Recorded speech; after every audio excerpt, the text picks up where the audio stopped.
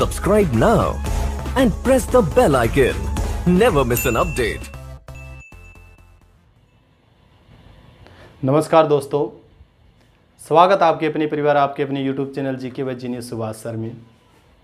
आज की वीडियो में हम चर्चा कर रहे हैं एचएसएससी ने जो हाल ही में जो परीक्षाएं हुई हैं उन परीक्षाओं के अंदर जो नए नए क्वेश्चन पूछे उन क्वेश्चनों के बारे में क्या है चर्चा कर रहे हैं।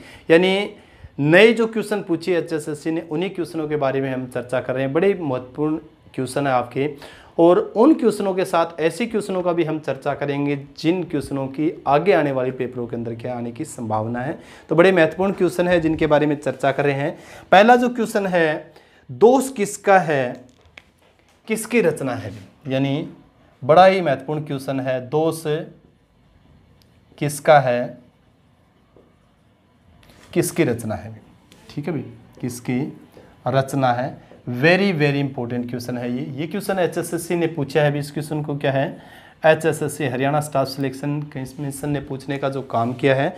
तो ये जो आपका रहेगा किसकी रचना है, ये सुदर्शन रत्नाकर की भी। किसकी है, सुदर्शन रत्नाकर। ठीक है, रत्नाकर, सुदर्शन रत्नाकर का अगर आप जिक्र करोगे तो ये महिला है भी। क्या है आपकी, महिला है, और हिंदी साहित्य से संबंध रखती हुई, हिंदी भाषा से भी, हिंदी भाषा का जैसे आप जिक्र करोगे। यानी दोष किसका था, किसकी रचना है, ये सुदर्शन रत्नाकर की है। सुदर्शन रत्नाकर जो है ये महिला है और हिंदी भाषा से क्या है, ये आपकी संबंध रखती है। वेरी वेरी इंपॉर्टेंट क्वेश्चन है। 11 सितंबर 1942 को भी क्या है, 11 सितंबर 1942 को इनका जन्म हुआ था बुनकरों के शहर पानीपत में भी। क्या है, यानी हरियाणा भारत में बुनकरों का जो शहर है पानीपत में 11 सितंबर 1942 को सुदर्शन रत्नाकर का जन्म हुआ था, जिनकी एक बहुत ही महत्वपूर्ण रचना है जिस रचना का हम जिक्र करेंगे। यानी दोष किसका था भी। क्या है, दोष किसका था। वेरी वेरी, ये एक कहानी संग्रह है भी। दोष किसका था, क्या एक कहानी संग्रह है, कहानी संग्रह है। और हरियाणा साहित्य अकादमी ने इसको पुरस्कृत भी किया है भी। हरियाणा साहित्य अकादमी का जैसे जिक्र करें, हरियाणा साहित्य अकादमी जो है ने क्या किया है, इसको पुरस्कृत भी किया है। और हरियाणा साहित्य अकादमी ने 2013 के अंदर सर्वश्रेष्ठ जो महिला रचनाकार का भी सम्मान दिया इनको भी, जिसे जिक्र करें। यानी सुदर्शन रत्नाकर को 2013 के अंदर हरियाणा साहित्य अकादमी, हरियाणा साहित्य अकादमी ने सर्वश्रेष्ठ, क्या है, सर्वश्रेष्ठ का जैसे जिक्र करोगे, क्या जिक्र करोगे, सर्वश्रेष्ठ, सर्वश्रेष्ठ महिला रचनाकार का भी क्या दिया है, सम्मान दिया है। रचनाकार जो, यानी सर्वश्रेष्ठ महिला रचनाकार जो पुरस्कार दिया है 2013 में किसने, हरियाणा साहित्य अकादमी ने। ये भी क्वेश्चन आपको क्लियर होना चाहिए। और कहानी संग्रह है, आपको ध्यान हो, सर्वश्रेष्ठ कृति, यानी दोष किसका था, ये कहानी संग्रह है जिसे मैंने जिक्र किया था। और ये क्या है, हरियाणा साहित्य अकादमी ने इसको सर्वश्रेष्ठ कृति के रूप में माना है। यानी हरियाणा साहित्य अकादमी ने भी इसको क्या है, पुरस्कृत करने का काम किया है। इसके अलावा और भी इसकी बहुत सी रचनाएं हैं। सुदर्शन रत्नाकर का जब हम जिक्र करते हैं, सुदर्शन रत्नाकर जैसे जिक्र करोगे, कहानी संग्रह सबसे पहले चर्चा करें भी। इनकी कहानी जो संग्रह है, जैसे एक कहानी तो संग्रह यही है भी, दोष किसका था। दूसरा जिक्र करोगे आप, कहानी जो संग्रह है फूलों की सुगंध भी, फूलों की सुगंध। वेरी वेरी इंपॉर्टेंट क्वेश्चन है, आगे आने वाली परीक्षा के अंदर ये क्वेश्चन आपका पूछा जाएगा। यानी फूलों की सुगंध जो कहानी संग्रह है वो किसका है, ये आप पढ़ोगे तो आपको सुदर्शन रत्नाकर, क्या है, सुदर्शन रत्नाकर कहाँ से संबंध रखती है, हरियाणा के पानीपत जिले से। दोष किसका था हमने जिक्र कर ही लिया है। इसके बाद में जिसे जिक्र करें, बस और नहीं, बस और नहीं, ये भी रचना किसकी है, सुदर्शन रत्नाकर की है। इसके अलावा नहीं यह नहीं होगा, नहीं यह नहीं होगा, ये रचना भी सुदर्शन रत्नाकर की है। इसके बाद में जिसे चर्चा करें, मैं नहीं जानती, मैं नहीं जानती।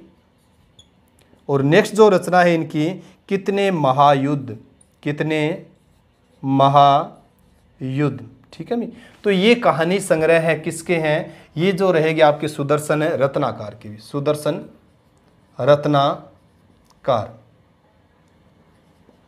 ठीक है। ये चीज़ आपको क्लियर होना चाहिए, बहुत इंपॉर्टेंट है, आगे आने वाली परीक्षा के अंदर ये क्या है पूछे जाएंगे। इसके अलावा इनके उपन्यास भी हैं, उपन्यास का जैसे जिक्र करूं यादों के झरोखे भी, उपन्यास क्या रहेंगे इनके, यादों के झरोखे, वेरी वेरी इंपॉर्टेंट क्वेश्चन है, वेरी वेरी इंपॉर्टेंट, ठीक है भाई। इसके अलावा क्या वृंदा लौट पाई, वेरी वेरी इंपॉर्टेंट है, ठीक है। यानी इनके उपन्यास भी है सुदर्शन रत्नाकर के, जैसे यादों के झरोखे हैं और क्या वृंदा लौट पाई, वेरी वेरी इंपॉर्टेंट क्वेश्चन है। आगे आने वाली परीक्षा के अंदर 100% आपका ये क्या है क्वेश्चन आपको मिलेगा, क्या वृंदा लौट पाई, ये उपन्यास किस हिंदी साहित्यकार का है, तो हम जिक्र करेंगे सुदर्शन रत्नाकर का भी, ठीक है। अब आपको भी मेरे को कमेंट बॉक्स में लिख के कमेंट करके बताना है वृंदा करात किस पार्टी से संबंधित है। एक राजनीतिज्ञ है भारत में, महिला का जैसे जिक्र करते हैं, महिला राजनीतिज्ञ है, तो वृंदा करात है वो किस पार्टी से संबंध रखती है, ठीक है भी। जैसे बीजेपी है, कांग्रेस का जैसे जिक्र करें, तो वृंदा करात है वो किस पार्टी से संबंध रखती है, ये आपको कमेंट बॉक्स में मेरे को लिख के बताना है। इसके अलावा जो इनका है कविता संग्रह भी है, यानी कविता संग्रह का जैसे जिक्र करें, तो कविता संग्रह जो रहेगा सुदर्शन रत्नाकर का, यादों के युग बदल रहा है, यादों के झरोखे तो इनका उपन्यास है। कविता संग्रह जब आप जिक्र करोगे कविता संग्रह, तो कविता संग्रह क्या है, युग बदल रहा है, युग बदल रहा है, वेरी वेरी इंपॉर्टेंट है। इसके अलावा आसमान मेरा भी है, आसमान मेरा भी है, ये भी बड़ा महत्वपूर्ण क्वेश्चन है। इसके अलावा जैसे जिक्र करें एक नदी एहसास की,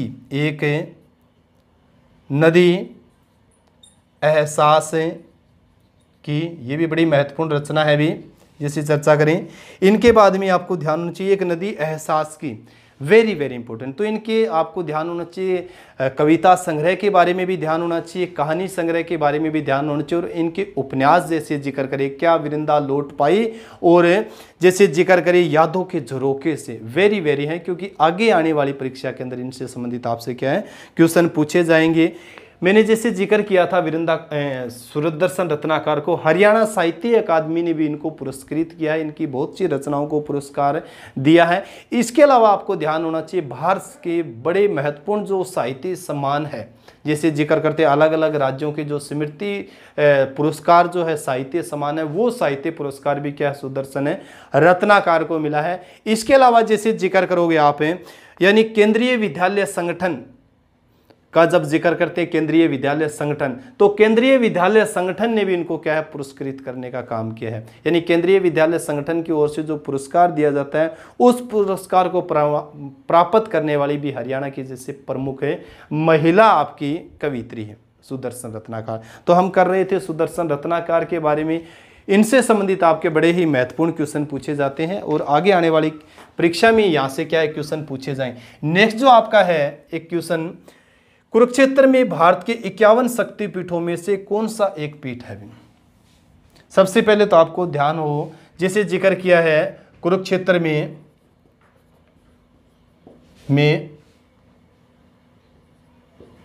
भारत के 51 शक्तिपीठों में से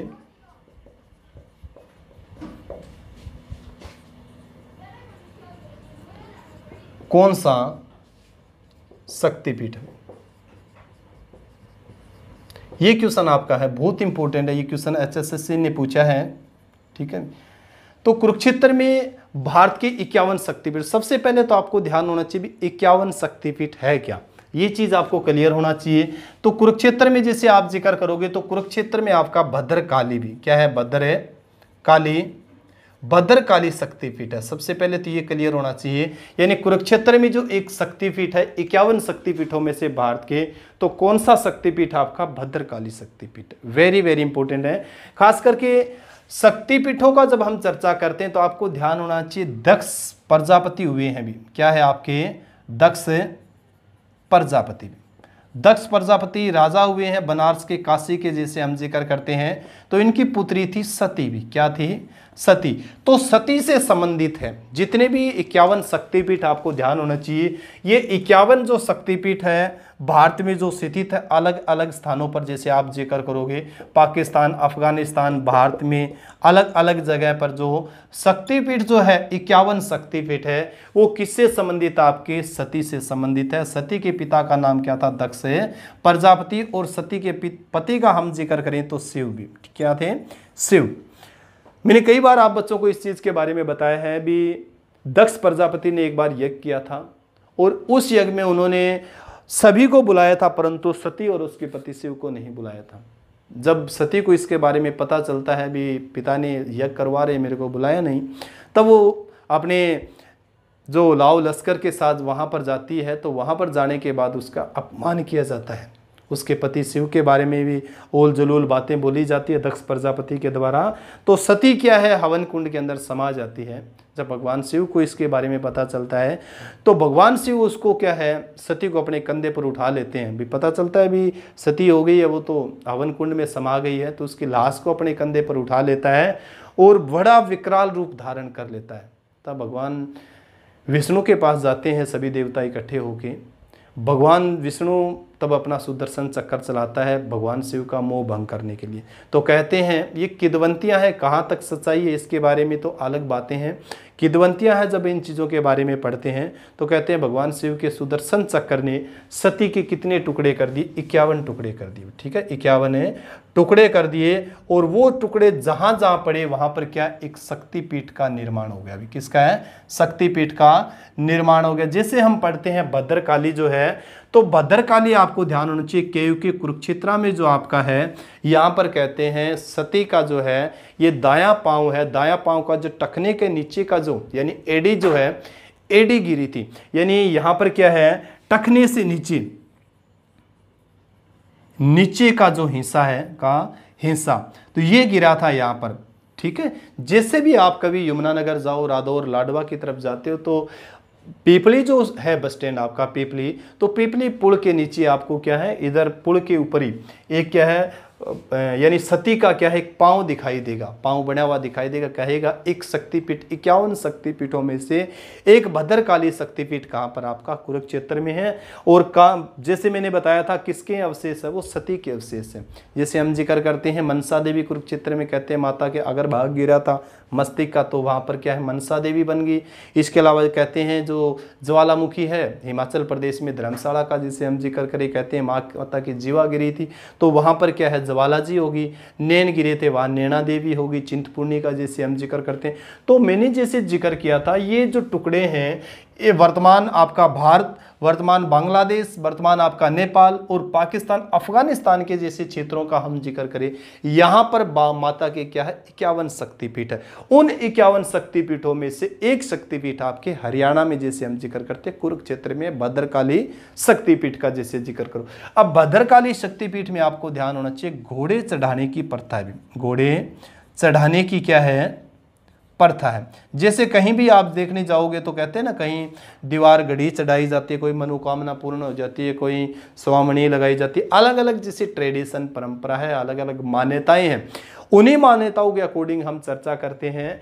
तो भद्रकाली जो शक्तिपीठ है यहाँ पर कहते हैं भी घोड़े चढ़ाने की प्रथा है। चाहे सोने का घोड़ा चढ़ाओ, चाहे चांदी का, चाहे मिट्टी का घोड़ा चढ़ाने की कहते भगवान जो श्री कृष्ण और अर्जुन जब युद्ध के लिए जा रहे थे तो अर्जुन ने यहाँ पर क्या है? पूजा अर्चना की थी। और पूजा अर्चना कह के उसने कहा था माता भद्रकाली से क्या है मांगा था कुछ भी, हम जीतने के उपरांत क्या है एक सुंदर से घोड़े यहाँ चढ़ाने का काम करें। तब से क्या है ये परंपरा चली हुई है भी घोड़े चढ़ाने की जो प्रथा है वो कहाँ पर है? भद्रकाली शक्तिपीठ में। ये चीज़ आपको क्लियर होना चाहिए। और भद्रकाली शक्तिपीठ में ही कहते हैं भगवान श्री कृष्ण और उसके बड़े भाई बलराम का क्या किया गया था? मुंडन किया गया था। क्या किया गया था? मुंडन। तो ये चीज़ भी आपको क्लियर होना चाहिए, वेरी वेरी इंपॉर्टेंट है।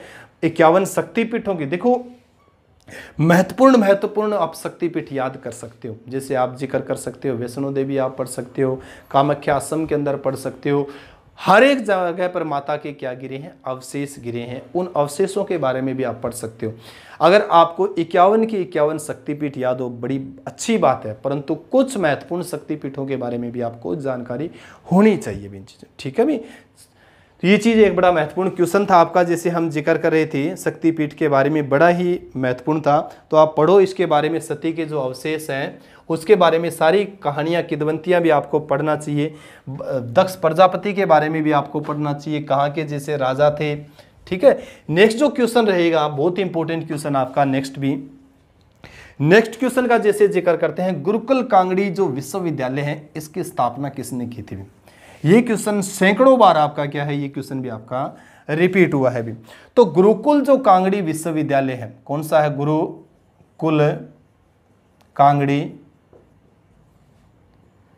विश्वविद्यालय, ये इसकी स्थापना का जैसे जिक्र करते हैं भी, स्थापना किसने की थी, ये क्वेश्चन है, स्थापना किसने की भी। तो आपको ध्यान होना चाहिए सरदानंद स्वामी ने भी। किसने, सरदानंद स्वामी। सरदानंद स्वामी ने 1902 में इसकी क्या की थी, स्थापना की थी। कहाँ पर है आपका, हरिद्वार में भी। कहाँ पर आपका, हरिद्वार। किस राज्य में है, यूके उत्तराखंड के अंदर। वेरी वेरी इंपॉर्टेंट क्वेश्चन है, यानी आपको ध्यान होना चाहिए। स्वामी सरदानंद जी ने क्या की थी, गुरुकुल कांगड़ी विश्वविद्यालय की स्थापना की थी। कब, 1902 में। कहां पर स्थित है, वर्तमान में आपको ध्यान होना चाहिए हरिद्वार उत्तराखंड में। हरिद्वार है उत्तराखंड। आपको ध्यान होना चाहिए, जैसे हम लॉर्ड मैकाले का जो हम जिक्र करते हैं, अंग्रेजी शिक्षा का जैसे रूप का हम जिक्र करते हैं, उसी के आधार पर आपको, जैसे उन्होंने तो अंग्रेजी शिक्षा को बढ़ावा देने के लिए जैसे काम किया था, 1835 में हम पढ़ते हैं अंग्रेजी से लॉर्ड मैकाले का जब जिक्र, इसी के आधार पर आपको ध्यान होना चाहिए भारतीय दर्शन, भारतीय ज्ञान, संस्कृति, आचार व्यवहार, ब्रह्मचर्य के बारे में ज्ञान देने के लिए स्वामी सरदानंद जी ने एक विश्वविद्यालय की स्थापना की थी। और वो विश्वविद्यालय आपका कौन सा है, गुरुकुल कांगड़ी विश्वविद्यालय। और किस पर आधारित था, आपको ध्यान होना चाहिए पूर्ण रूप से ब्रह्मचर्य पर, ब्रह्मचर्य, ठीक है भी। आपको वैदिक सभ्यता में जब हम जिक्र करते हैं, वैदिक सभ्यता के अंदर है, तो वैदिक सभ्यता में हम क्या पढ़ते हैं, वैदिक सभ्यता जो आपकी है, वैदिक सभ्यता में हम 4 आश्रमों के बारे में पढ़ते हैं। कितने आश्रम है वैदिक सभ्यता में, 4 आश्रम। इनके बारे में विस्तृत अगर आपको जानकारी चाहिए तो आप हमारी एंशिएंट हिस्ट्री की क्या है वीडियो देख सकते हो, यानी प्लेलिस्ट में जाकर एंशिएंट हिस्ट्री की जितनी भी बड़ी बेहतरीन तरीके से वीडियो बना रखी है, वहां पर आप वैदिक सभ्यता या उत्तर वैदिक काल के बारे में पढ़ सकते हो, ठीक है। तो 4 आपके आश्रम व्यवस्था थी, जैसे मैंने जिक्र किया था, ब्रह्मचर्य आश्रम का जैसे जिक्र करते हैं, गृहस्थ आश्रम का जैसे जिक्र करते हैं, संन्यास आश्रम का, वानप्रस्थ आश्रम का जैसे जिक्र करते हैं, और संन्यास आश्रम का जैसे जिक्र। तो ये पूर्ण रूप से आपकी ब्रह्मचर्य आश्रम के ऊपर आधारित शिक्षा कहाँ पर मिलती है, गुरुकुल कांगड़ी विश्वविद्यालय हरिद्वार में। ये एक बड़ा महत्वपूर्ण क्वेश्चन आपका, तो ध्यान होना चाहिए। इसके अलावा जैसे कब स्थापित किया गया था, तो मैंने जैसे जिक्र किया था 1902 में। ये कई बार क्वेश्चन पूछा गया, स्थापना कब हुई थी, तो 1902 में। किसने की थी, तो स्वामी दयानंद यानी सरदानंद स्वामी ने भी। किसने की थी, सरदानंद स्वामी। किसके शिष्य हैं स्वामी सरदानंद जी का जैसे जिक्र करें, दयानंद सरस्वती। दयानंद सरस्वती को 1875 में हम आर्य समाज के संस्थापक के रूप में जाने जाते हैं, क्योंकि आज मेरे सामने भी एक बड़े बुद्धिजीवी बैठे हैं, आर्य समाजी बैठे हैं, ठीक है, अजीत जी बोदेवाली से। तो ये भी बड़े आर्य समाजी है, आज इनका भी ये इत्फाक ही है, भी आर्य समाज का हम जिक्र कर रहे हैं, और ये भी बड़े आर्य समाजी है, ठीक है। तो आर्य समाज के संस्थापक भी स्वामी दयानंद सरस्वती, और इन्हीं के जैसे शिष्य का हम जिक्र करें, सरदानंद स्वामी ने किसकी स्थापना करी थी, गुरुकुल कांगड़ी विश्वविद्यालय की। बहुत इंपॉर्टेंट है, ये चीज़ आपको क्लियर होना चाहिए। इसके अलावा जैसे स्वामी सरदानंद स्वामी जी का जब हम जिक्र करते तो इसका बचपन का नाम था मुंशीराम विज भी। मुंशीराम विज आपको क्लियर होना चाहिए, यानी बचपन का जो नाम था इनका मुंशीराम विज था। 1856 में इनका जन्म हुआ था, और 1926 में यानी 23 दिसंबर 1926 को इनकी क्या हो गई थी, मृत्यु। अब मृत्यु का भी नहीं कहेंगे भी, 1926 में क्या कर दी गई थी, इनकी हत्या कर दी गई थी। यानी एक सिरफिरे ने, उन्मादी ने क्या है, 23 दिसंबर 1926 को दिल्ली के अंदर क्या मार दी थी, गोली मार दी थी। और गोली मारने के बाद में क्या हो गई थी, इनकी मृत्यु हो गई थी। 1856 में पंजाब में इनका जन्म हुआ था, जलंधर पंजाब का जैसे जिक्र करते हैं, और 1926 में हत्या कर दी गई थी। कहाँ पर? दिल्ली के अंदर। एक सिर्फ उन्मादी ने क्या इनको गोली मार दी थी। ये क्वेश्चन भी कई बार पूछा गया है, एसएससी में बहुत बार रिपीट हुआ है। भी इनकी हत्या की गई थी या मृत्यु, तो स्वामी श्रद्धानंद जी का जब हम जिक्र करें 1926 में इनकी गोली मारकर हत्या कर दी गई थी। क्या कर दी गई थी? हत्या। वेरी वेरी इंपॉर्टेंट क्वेश्चन है, ये चीज भी आपको क्लियर होना चाहिए। और हत्या करने वाला जो शख्स था अब्दुल रशीद, क्या नाम था उसका? नाम है अब्दुल रशीद। अब्दुल रशीद नाम के एक उन्मादी ने क्या इनको 1926 23 दिसंबर 1926 को गोली मार दी थी। Very very. और उम्र कितनी थी उस समय हम जिक्र करें तो 70 वर्ष भी। कितनी है? 70 वर्ष की उम्र में क्या हो गया था? इनका निधन हो गया था, इस संसार को छोड़कर चले गए थे। तो ये चीज़ आपको क्लियर होना चाहिए, वेरी वेरी इंपॉर्टेंट। इसके अलावा आपको ध्यान होना चाहिए स्वामी श्रद्धानंद स्वामी का जब हम जिक्र करते हैं 1922 में डॉक्टर बी आर अम्बेडकर ने भी इनके बारे में एक बहुत महत्वपूर्ण टिप्पणी की थी। बहुत बार ये क्वेश्चन भी पूछा गया था। यानी जिक्र करें अछूतों के महानतम और सबसे सच्चे हितैषी अगर कोई थे, डॉक्टर बी आर अम्बेडकर ने ये बात कही थी। यानी अछूतों के महानतम और सबसे सच्चे हितैषी अगर कोई व्यक्ति थे तो श्रद्धानंद स्वामी जी थे। भी श्रद्धानंद स्वामी जी थे। इन्हों का जैसे इनके बारे में हम चर्चा करें स्वामी श्रद्धानंद स्वामी के बारे में, तो समाज सेवा, पत्रकार, स्वतंत्रता सेनानी और अध्यापक के रूप में भी इन्होंने अपनी बड़ी महत्वपूर्ण भूमिका निभाई। ये एक बड़ा महत्वपूर्ण क्वेश्चन है। इसके अलावा और भी जैसे चर्चा करें इसके सूदी आंदोलन में भी इन्होंने बड़ी महत्वपूर्ण भूमिका निभाई थी। सूदी आंदोलन का जब हम जिक्र करते हैं, देखो स्वामी दयानंद सरस्वती का जैसे जिक्र करें और स्वामी श्रद्धानंद जी का जैसे जिक्र करें, इन्होंने सूदी आंदोलन में भी अपनी बड़ी महत्वपूर्ण भूमिका निभाई थी। सूदी आंदोलन मतलब क्या था? जैसे प्राचीन काल में इस्लाम धर्म का जब प्रचार प्रसार बहुत ज़्यादा था, उस समय किसी कारणवश हिंदू धर्म के जो लोग हैं उन्होंने इस्लाम धर्म कबूल कर लिया था। उनको दोबारा इस्लाम धर्म से हिंदू धर्म के अंदर परिवर्तित करने के लिए कौन सा आंदोलन चला था? आपका सूदी आंदोलन चला था। और सूदी आंदोलन चलाने वाले कौन थे? आपके आर्य समाजी थे। कौन थे? आर्य समाजी। जैसे दयानंद सरस्वती का जिक्र करें, खासकर दयानंद सरस्वती के बारे में आपको हमेशा याद होना चाहिए, दयानंद सरस्वती। तो दयानंद सरस्वती का आप जब चर्चा करते हो, आर्य समाज के संस्थापक है भी आर्य समाज। ये हमेशा क्वेश्चन पूछा जाता है, आर्य समाज। ठीक है, 1875 में इन्होंने इसकी स्थापना करी थी, आर्य समाज की। इसके अलावा आपको ध्यान होना चाहिए वेदों की ओर लौटो, वे टू वेदास किसने कहा था? ये भी किसने कहा था? आपके स्वामी दयानंद सरस्वती जी ने। और आपको ये भी ध्यान होना चाहिए इन्होंने एक पुस्तक भी लिखी थी, सत्यार्थ प्रकाश। सत्यार्थ है प्रकाश। तो सत्यार्थ प्रकाश रचना या आर्य समाज या वेदों की ओर लौटो, ये तीनों ही ऐसे क्वेश्चन हैं जो एसएससी, HSSC और SSC ने हमेशा इन क्वेश्चनों को पूछने का काम किया है। इसके अलावा पीएससी, पब्लिक सर्विस कमीशन, किसी भी स्टेट की एसपीएससी का जैसे जिक्र करें, Uttar Pradesh public service commission का, बिहार पब्लिक सर्विस कमीशन, झार, इन क्वेश्चनों को पूछने का जो काम किया है। तो आज के लिए हम इतना ही जिक्र करेंगे। बड़े महत्वपूर्ण जो आपके क्वेश्चन थे जिनके बारे में हमने चर्चा करी और उनसे संबंधित जितने भी फैक्ट थे उनके बारे में भी हमने चर्चा करी। आने वाली जो परीक्षा है उन परीक्षाओं के अंदर यहाँ से बहुत से क्वेश्चन पूछे जाने की आपकी संभावना है। अगर आपको ये वीडियो पसंद आई है तो ज़्यादा से ज़्यादा शेयर करें, ज़्यादा से ज़्यादा लाइक करें, ज़्यादा से ज़्यादा कमेंट करें और कमेंट करके मेरे को भी बताएं भी वीडियो आपकी कैसी लगी, अच्छी लगी या नहीं लगी, ज़रूर बताएं। कोई किसी भी तरह की कोई झिझक नहीं है, आप बच्चों को बताना चाहिए खुद को, ताकि मैं भी अपनी कमियां जो है उन कमियों को सुधार सकूं। इसी के साथ सभी बच्चों को नमस्कार, जय हिंद, जय भारत।